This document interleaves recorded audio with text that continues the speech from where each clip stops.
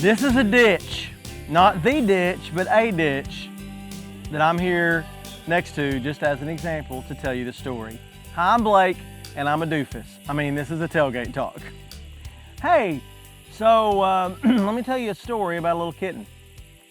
We were at the church one day. We were doing a little work, and a couple of our youth group girls heard something in a ditch across the street, and they went over to investigate. They found in that ditch a tiny little kitten. Skin and bones, that kitten was, starving to death. It was so hungry, and it was tiny. Did I mention that?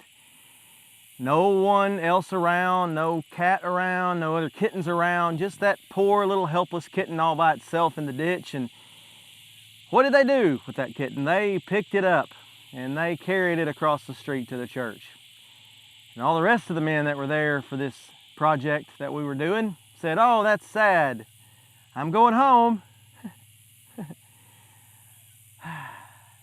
And I said, "I guess I'll take the kitten home because I don't want to leave a kitten starving here in the ditch." And so I took that kitten and we went and we got a litter box and food bowl and, you know, all the stuff you have to have for a kitten.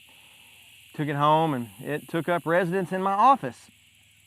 And then it had a little issue with some skin on its stomach. It required it to go to the vet and had to have a little surgery and then another surgery. And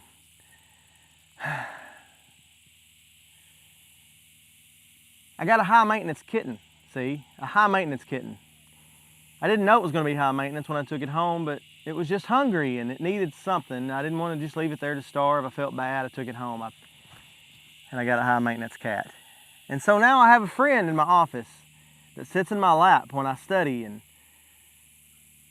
is stuck to me when I'm in there. A high maintenance kitten. I couldn't just leave it in the ditch though. I mean, I just, call me a softy. I call me a doofus, but call me a softy. Call me whatever you want to. I couldn't just leave this starving kitten in the ditch. I couldn't. Just couldn't do it. Now, kitten's one thing. Little puppy on the side of the road. You know, different people handle it different ways. But how do we react to people in need? What do you do when you see a person in genuine need?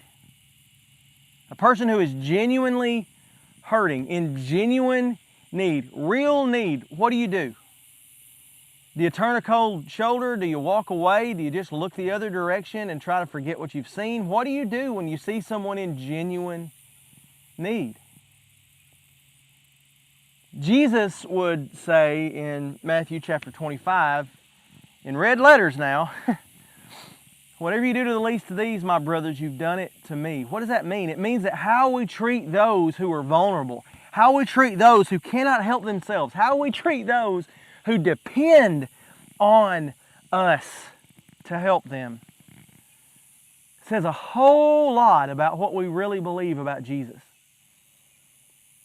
And Jesus' own words would say that how we treat them is how we treat Him. Now, I'm not equating a person in need to a cat in need. I'm not making that, I'm not drawing that line there. I'm not saying that those are the same thing. And if you feel that way, I'm not doing that. That's not what this tailgate talks about. We're not going there. That's a different story for a different time. All I'm saying is this: people are eternal, and they matter. And how we react to them when they're the most vulnerable says a lot about our heart. So can I ask you today, what are you doing when you see someone in genuine need? The most genuine, deepest need that anyone will ever have is to know who Jesus is. How many people do we walk by every single day who need Him and we don't share? Hey, that's just my encouragement for you today, and I hope that you'll join me next time. You never know where we're going to pull up and drop a tailgate. Until then, I'm going to save you a seat right here And until then, I hope you have a great week. I love you, and God loves you more, and I so appreciate you for joining me today. Have a great week, and I'll see you next time on A Tailgate Talk.